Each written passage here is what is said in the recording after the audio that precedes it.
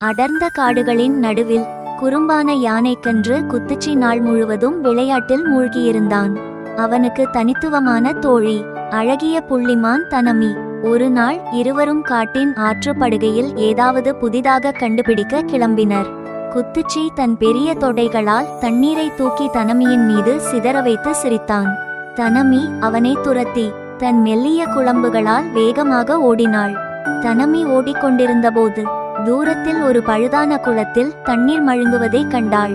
அங்கே சில மிருகங்கள் தண்ணீரின்றி வாடின. இருவரும் உடனே அந்த மிருகங்களை மீட்க முடிவு செய்தனர். குத்துச்சி தன் தந்தத்தால் ஆற்றில் தடைகளை உடைத்து நீரை வழியவிட்டான். தனமி மற்ற மிருகங்களை அழைத்து தண்ணீரை உணர்த்தினாள். அவைகள் மகிழ்ச்சியில் ஆர்ப்பரித்தன. அந்த நாள் காடு முழுவதும் ஆற்று தண்ணீரில் பசுமையாகும் காட்சியைக் கண்டு இருவரும் மகிழ்ந்தனர்.